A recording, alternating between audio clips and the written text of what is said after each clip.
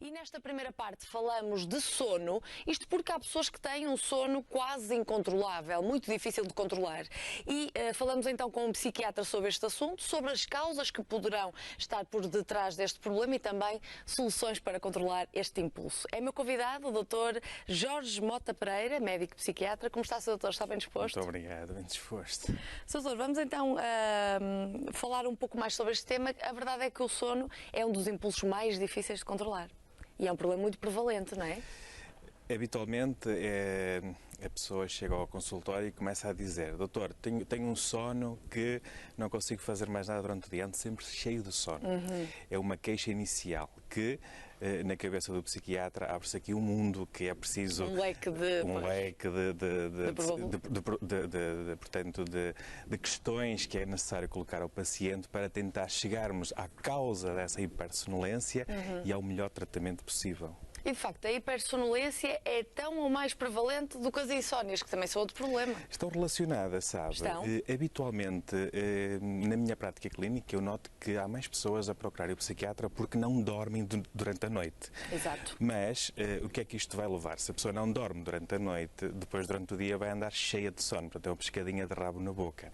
Sendo que todos os pacientes que se queixam de hipersonolência, de sono excessivo, apenas em 5% deles não se vai detectar uma causa por detrás, ou seja, a hipersonolência primária, em que depois com pequenos truques a nível de comportamental ou até com certos medicamentos que vão estimular a pessoa durante o dia, toda a outra percentagem de pacientes, nós vamos descobrir uma causa que está por detrás dessa hipersonolência. E que causas podem ser essas? Olha, à partida, num consultório psiquiátrico, as causas mais frequentes têm a ver com a depressão e têm a ver com a ansiedade. Normalmente, a depressão caracteriza-se por períodos de insónia, em que a pessoa não consegue dormir, mas também existe aquela depressão atípica, em que o paciente anda sempre cheio de sono. A própria depressão tem como um dos seus sintomas a sonolência excessiva, distimia, quadros de ansiedade, nomeadamente eu tenho debruçado ultimamente à perturbação da ansiedade generalizada. É um dos diagnósticos mais recentes dentro da psiquiatria, em que o paciente se queixa de sonolência excessiva, de cansaço excessivo, afeta cerca de 5% dos portugueses e é um diagnóstico que temos de estar atentos, porque a par das depressões é talvez dos diagnósticos mais frequentes nos consultórios de psiquiatria, ou seja, o paciente anda frequentemente preocupado com tudo.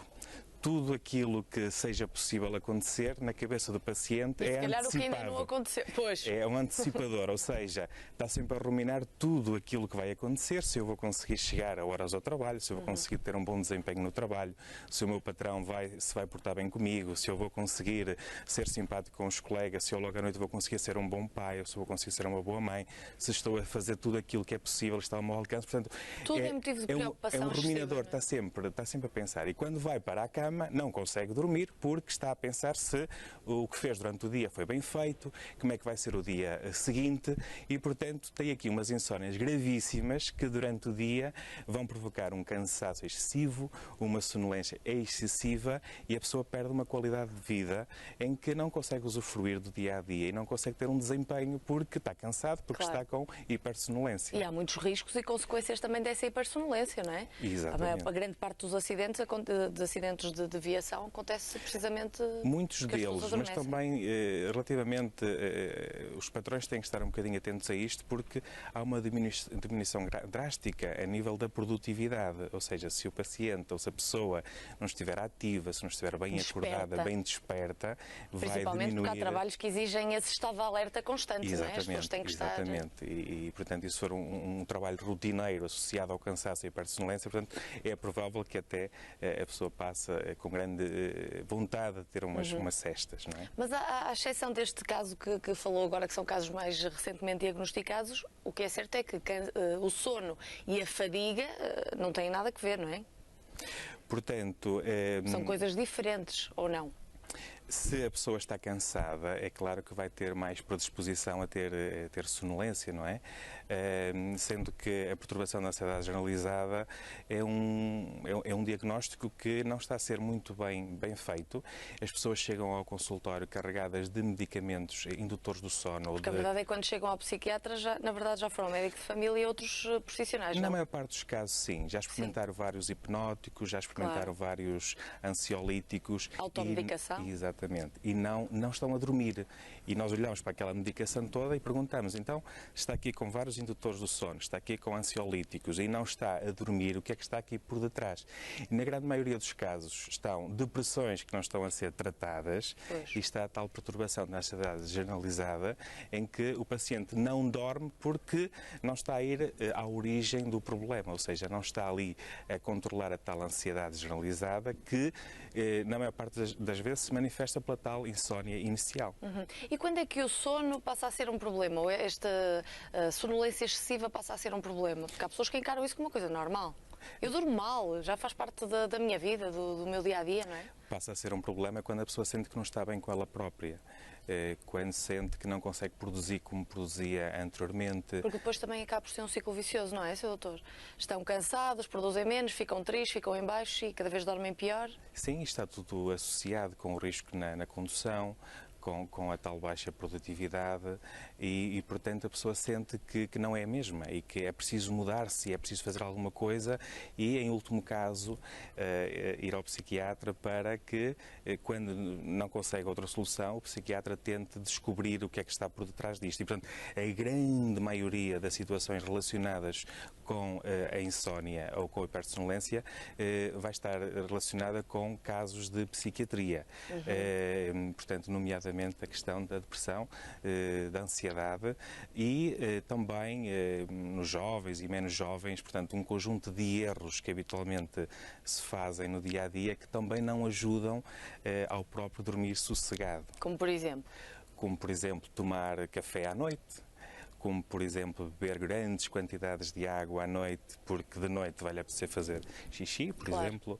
Como, por exemplo, fazer exercício extenuante pouco tempo antes de... Mas chegam com os níveis de adrenalina muito elevados, não conseguem sossegar. Como uma situação bastante frequente é o paciente que dorme ou que faz as cestas longas durante a tarde, em que, como é óbvio, depois à noite não vai conseguir descansar, não vai conseguir dormir adequadamente, ou estar a ver televisão até muito tarde. Portanto, tudo o que seja luz, tudo o que seja estimulante, filmes violentos, músicas pesadas, é claro que isso não vai ajudar. Parecem pormenores, mas são importantes, não é? É muito importantes também, é preciso às vezes ter um bocadinho de sorte com ambientes, temos uns vizinhos muito barulhentos, ou se moramos por cima de um café, ou de uma discoteca, ou de obras, ou de outro tipo de situações que, ou do próprio parceiro ou parceira que ressonam, por exemplo. Muitas das vezes está associado a um sono que não é de qualidade, não é? Se nós não nos sentirmos confortáveis no quarto onde dormimos, é um fator externo que vai contribuir drasticamente para não podermos dormir adequadamente durante a noite. Não faltam causas, não é? De facto, não faltam aqui causas para estes problemas do sono. E são problemas que estão subdiagnosticados? Sim, relativamente subdiagnosticados. Ou seja, eu acho também, a nível da televisão, fala-se bastante de se não dorme, toma medicamento X. Sim, eu penso que, a par das mesinhas para dar memória, que é uma das queixas frequentíssimas na população, e toda a gente se queixa de falta de memória, as crianças que não conseguem aprender bem, os adultos que estão distraídos, os velhinhos que se esquecem de tudo. Os adolescentes que estão com a cabeça noutro sítio. Claro, portanto... esse tipo de publicidade é claro que vai vender imenso. E se reparar, tudo que vende para a memória e tudo que vende para dormir, se reparar mesmo no horário nobre, grande parte do tempo é passada à volta de produtos para a memória ou produtos para dormir. Ou seja, mas é preciso referir-se que apenas 5% dos casos são primários, ou seja, a insónia acontece em 5% dos casos, primariamente que não se identificam outras causas. E aí sim é preciso primeiro começar com as tais técnicas de higiene do sono.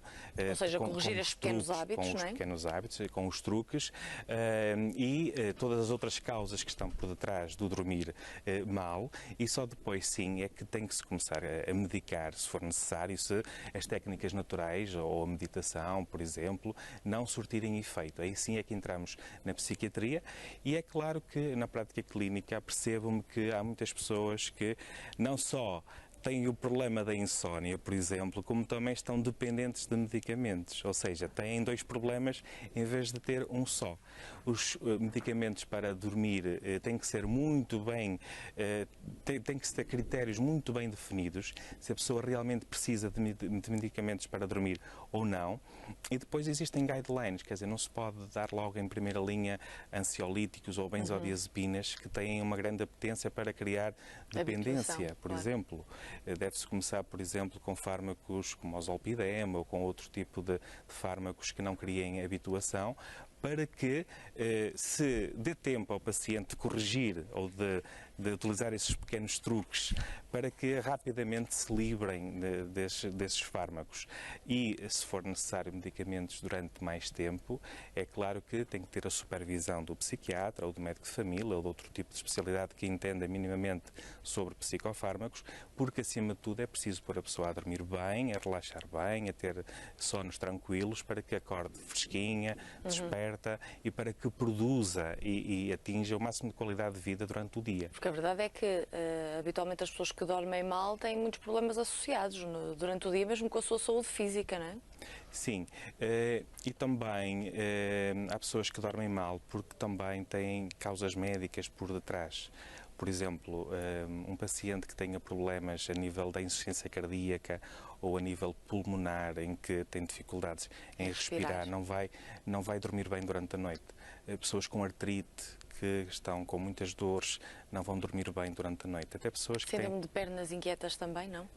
Sim, também é um diagnóstico, é um síndrome em que a pessoa não consegue estar sossegada durante a noite, tem que se levantar muitas vezes porque lhe doem as pernas, porque tem que mexer as pernas, porque tem uma dor tremenda.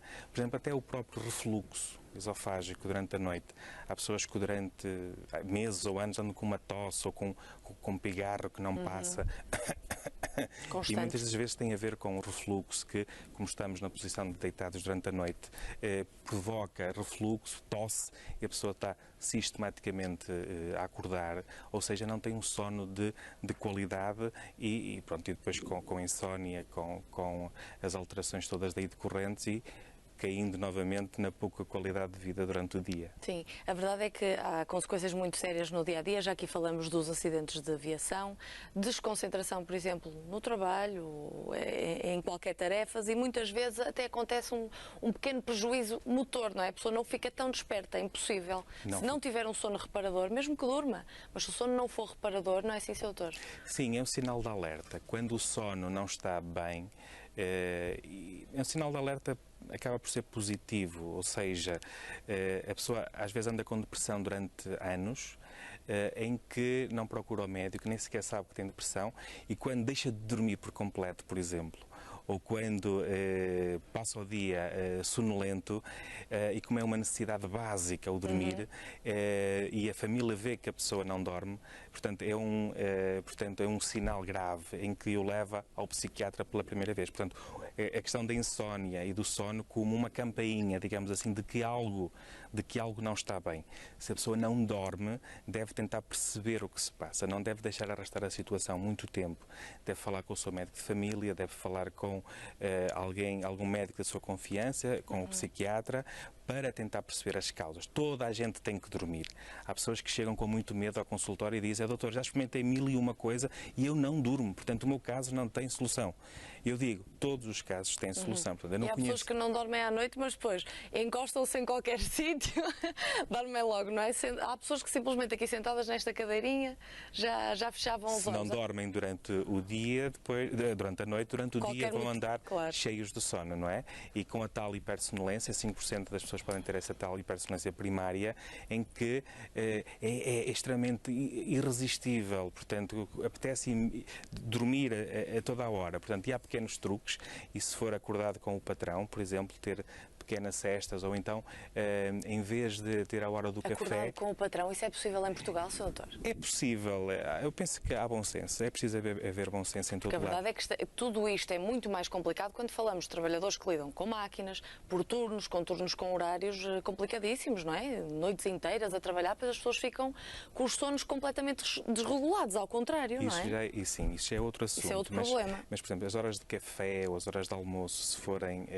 portanto, em vez de se utilizar para o café ou para comer durante tanto tempo, se fizer uma pequena cesta, esses 5% ficam praticamente resolvidos, juntamente com a Ritalina ou outro tipo de estimulante que às vezes é necessário utilizar.